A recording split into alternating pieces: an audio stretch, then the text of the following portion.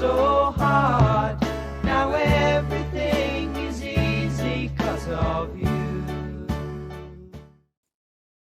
Hi everybody, welcome back to Thoughts for Rent, Realtors Keeping It Real.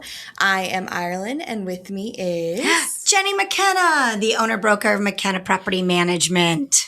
And today is the last day that I officially have blonde hair, so I'm very excited about that. This is new information. What the heck? I know, I'm going to go in and I'm going to show a picture to my hairstylist of Jessie from Secret Lives of Mormon Wives, her brown hair, and I'm going to say...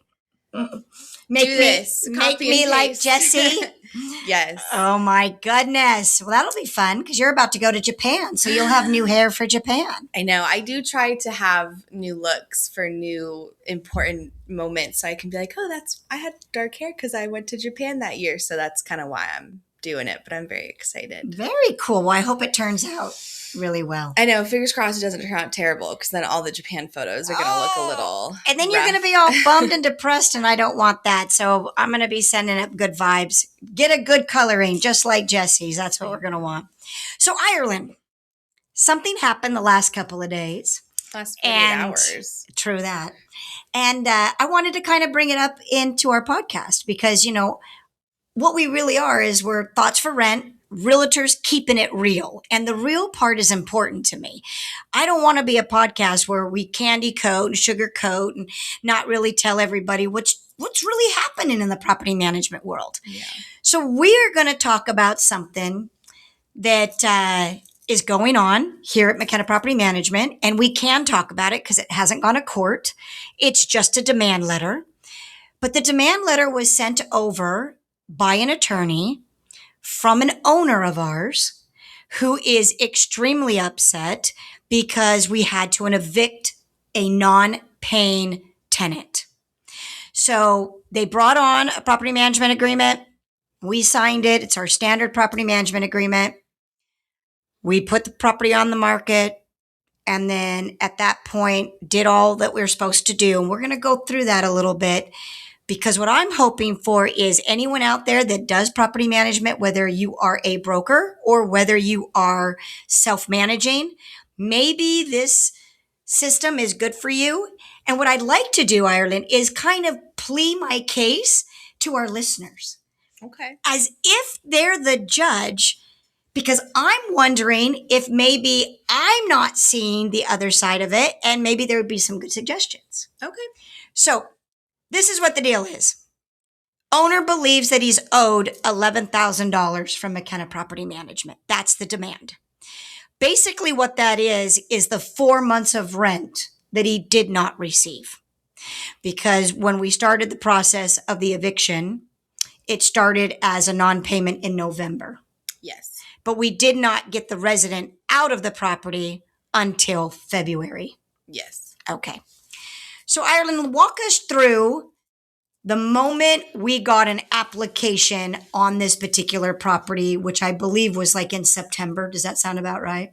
Yeah. Okay. Well, and I guess we should also say that the owner's demand is coming from a place of saying because you didn't do like due diligence in screening the application, that's why they're earned or requesting this money. Mm-hmm. So although RPMA has a liability section that states that McKenna is not liable for any actions of the tenant. Mm-hmm. Which includes damages to the property or obviously non-payment of rent. What this demand letter is saying is that because they were put in, there was some sort of negligence or not enough due diligence done when putting in the resident. And so that brought us to what does it look like when McKenna Property Management puts in a resident?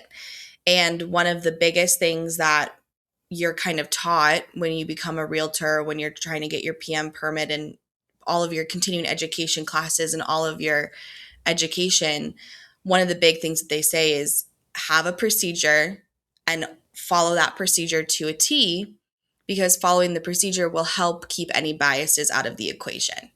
So it will help human bias out of the equation, and then it will also just make sure that you are having a really strict system of how you're screening your applicants. Well, and by doing the screening the same for every single applicant, you eliminate the possibility of the discrimination. Yes. And that can be any discrimination: discrimination against a woman, discrimination against a friend, discrimination against because they're a family member. If there is any difference in the protocol of how you screen an applicant, that could be construed as discrimination. So here at McKenna Property Management, as we're kind of pleading our case, we make everybody fill out an application. Yes. Even if it is the cousin that I know so well that I'm going to approve anyways, because the owner's like, Jenny, that's fine. They still go through the application process. Yeah. Anyone over the age of 18 who intends to live there full time as an occupant, get their mail there, take showers there, do their laundry there, whatever, will be submitting an application. And then once an application is submitted, McKenna Property Management, for ever since I've been here, has had what we call a screening score sheet. Yep. And what the screening score sheet looks like is this. Ta-da! And just for everybody to know, this screening score sheet, this started getting developed about 5 years after we developed McKenna Property Management or opened McKenna Property Management. We ended up looking at so many applications that came in that we started to know what you wanted to look for and what the important points were that are part of looking at a quality resident. And it's not just about a FICO score, and it's not just about a rental verification. It's basically the whole picture. So we have tweaked this throughout the years, and we've been using this one pretty consistently for 3 years as it is? Yeah, as is. And we made it like a slight change like less than 3 years ago, but it was just a slight modification. So they're pretty much the same blueprint for over 5 years now. And each category is a category that you want to look at. So if you're self-managing or you're running a property management company, this is 30 years of experience of renting properties and being able to say, these are kind of the topics or the categories that you want to really look at. If anybody wants to go and grab our scoring sheet, you can do so at McKenna Property Management. I think it's just under the renter section, right? Yeah, it's available on our website to owners and to applicants because we want the owners to know what we think would deem a good quality resident. And then we also want people to know, hey, before you spend your $75, this is what we're going to look for. Yep. No one's trying to take your money. No one's trying to waste your money. So score yourself first so you can see if you even qualify. Yep. So we do keep it pretty accessible. It's on multiple locations on our website, so it's really easy to find. And why don't we tell everybody kind of what those categories are and why we feel like that's important? Yes, so it's broken down into your past rental history, your income, and your credit history. And those are the three things that we look at. So we're going to look at, we ask for your last 3 years minimum of rental history, but you can give more. And part of giving that rental history will be the address, who your landlord or your property manager was, how much you were paying, and why you left the unit. So we'll get all of that information. And then we'll also send out for the rental verification from your landlord as well. So we'll get confirmation that you were paying on time, that you left the property in good standing. We'll also confirm the length of time spent there. So all that gets confirmed through that section, which is your previous rental history. And then we care that if we have a scoring system. So if you've been at a property 12 months or less, you get 0 points on the score sheet. Yeah, out of 3. So each category is out of 3. And the longer that you stayed at your rental property, the higher you score. Yep. And then also based off of how well you paid on time. So another category that you can receive a 0 to 3 on is on-time rent payments. If you never were late, then you receive your max 3 points. If you were late any more than 2 times, you get 0 points in that It's category. either 0 or 3 at that point on that particular category. And then the last category that kind of has to do with your past rental history is any landlord disputes. Yeah. So HOA violations, pet violations, city violations, utility issues, all of that's going to be factored into that category.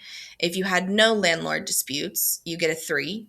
If you had any kind of landlord dispute, 1 or higher, you're going to score a 0. Mm-hmm. So those are the 3 categories that you can rate yourself on with previous rental history. And then we go into income. So income, we base it off of your gross income. And what we're looking for is that you make 2.5 times the rent amount in your gross income. Now that changed because we used to do 3%. It used to be 3 times. Sorry. It used to be 3 times what whatever the rent was is what we would expect you to have for your income. We know that affordability kind of went into a situation these last couple of years. And so what we did is we actually lowered that to 2.5 times whatever the rent is, because we look at the exterior factors and we kind of go, okay, well, we understand what's going on in the world. And so we're going to adjust that a little bit. And although this is a category that we still get each person's individual income, this is the only category where it's a grouped thing. Correct. So if you're applying with more than one person, we're looking at the entirety of everybody living there if their income can be the 2.5 times requirement. So we have some roommates who have a very similar income and combined they make the 2.5 times. We have a lot of married people where one spouse is bringing in that full 2.5 times income, and then you have like a stay-at-home spouse who's not bringing in anything. We have people who, again, like, well, we have older, like a mom that's moving in with their child, but they only get Social Security. But we can use that Social Security with whoever their child is moving in with, and together, as long as it's 2.5 times whatever the rent is, we can approve that, or they'll get 3 points, is what they'll get. Yeah, and that is also you either get all the points or you get no points. So you receive your full 3 points if you make the 2.5 times. And then if you don't make the 2.5 times, then you receive 0 points.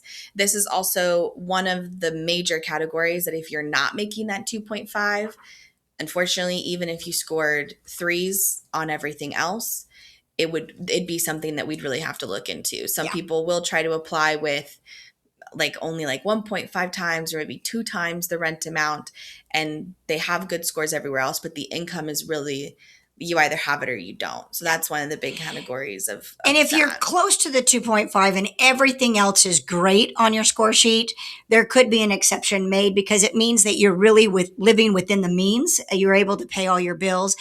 But I would be very concerned if you were moving from like a $1,300 a month rental to a $2,000 a month rental, and we can't justify that 2.5. But if it's the same rent that you've been able to live with that income, and you've been able to make it work because you're a coupon cutter and you know how to budget, then we could probably make an exception on that. So why don't we go? We've got 1, 2, 3, 4, 5, 6, 7 categories.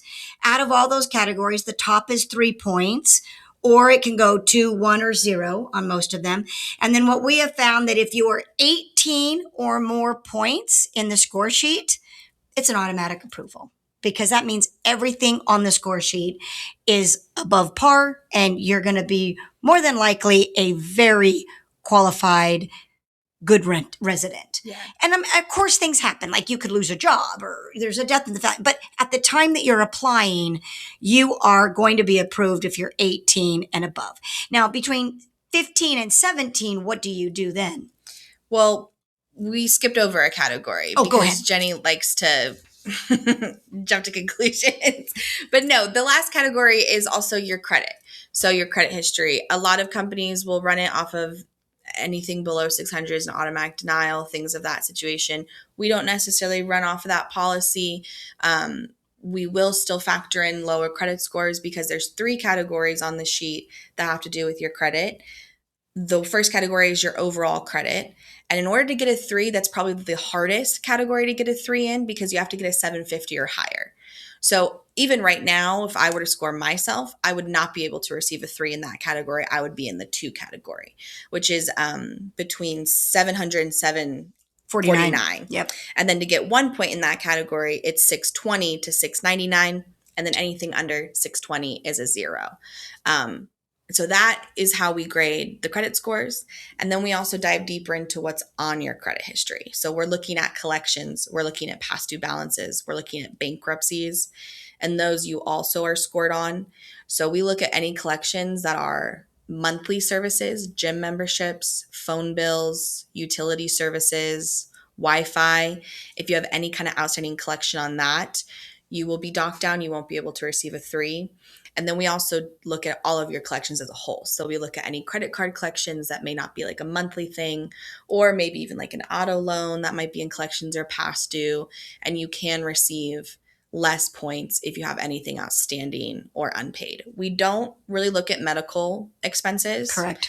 And we don't really look at bankruptcies after 7 years because they're removed anyway. So if somebody does have a very large medical collection, their son fell out of the tree, broke his elbow, they went to the doctor, they've got $20,000 worth of doctor bills, and that's going to sit in collection, that is going to affect their FICO score big time. So they're going to score low on the FICO, but we will overlook medical. So if that's the only thing that was affecting that score, everything else was being paid on time, then that is an opportunity where we will overlook medical, because medical is one of those things where if you have insurance, great, but if you don't, most people aren't going to be able to fork out $25,000, in their medical. So they let it go to collections. And so that's why anything with 18 or higher is almost always an automatic approval, because you're really looking at a perfect sheet right there. You're looking at great rental history, you're looking at great income, and you're looking at someone who has a credit score usually of 700 or higher with like no collections. But it's 7 categories, all worth the highest being 3.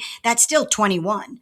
Yeah. So it's still giving you a little bit of leeway. 3 points. Exactly. Leeway, so yeah. 18 to 21, you are going to have that wonderful, easy pre-approval, no problem. And then if you score in between 15 and 17 points, which is the second category, it's going to kind of go back onto the owner for final approval. Sometimes they will end up saying no because they just don't like those things that you're scoring low on. But usually within that category of 15 to 17 points that you score, we suggest approval with additional deposits.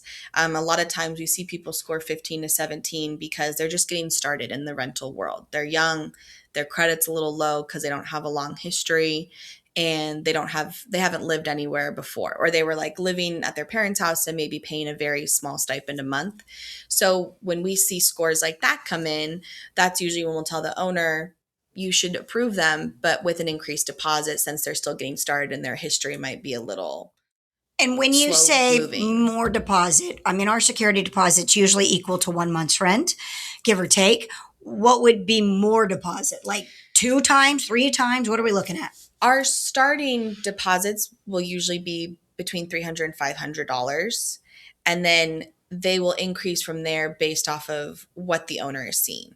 So we will see a lot of owners where when it's a really low credit score, and maybe 1 or 2 collections, they'll want to request something double or maybe more than $1,000. But if you're looking at someone who just doesn't have a lot of rental history or is looking to get started in the rental history world, we'll usually start with either a $300 or $500 security deposit. And to go back to our demand letter that came in, that individual on our scoring sheet did not and was not required additional security deposit. So they came in with a security deposit that was equal to the 1 month's rent. Yeah. So they were scored at a point where they weren't needed for additional deposits. And then we also base the deposits kind of also off of the rent amount. So sometimes an owner might have, let's say, a $1,300 a month 1 bedroom, and then they'll say that they want to collect $1,000 in additional deposits. There's a ratio there as well. So that's why we'll usually say, well, let's start with $300 because that's still 30% of that base rent or 20% of that base rent. Right. So that's still an additional amount. But then if we have someone who's wanting to say rent out a high rise that's $4,000, $5,000 a month, and we want additional deposits, then we'll also factor in the ratio of, okay, well, how much is the rent? And we might ask for something a little bit higher, like $750 or $1,000 to compensate for that ratio. So I really like this score sheet. And if anyone's listening out there that you are attempting to do self-management, take our years of experience and use this score sheet because it really does help. And it doesn't mean it's a perfect system. I mean, in the case where we're asking for, we've got a demand letter for the $11,000, the score sheet came in, she was approved, no additional security deposit. She moved in September, but then unfortunately November, she stopped paying rent. Do we know why she stopped paying rent? No. We know that she tried to get the government to help at a time when we did the eviction. That was brought up. But yeah, some things happen. I mean, but at this time, she looked like a good, dependable resident at the time that we, she put in her application. What this does prove is that not every system is perfect. I mean, we've got 1,300 properties and this scoring sheet really does a great job, but there is always going to be something or someone that causes the non-payment of rent. And you're going to be evicting them or you're going to have to be dealing with it if that's the case. So in our defense, we did this just like we do with every single applicant. We collected the security deposit just like we did with every single applicant. And then 2 months later, she stopped paying. And that can happen. Now, asking our audience, is the property manager at fault when a resident stops paying rent?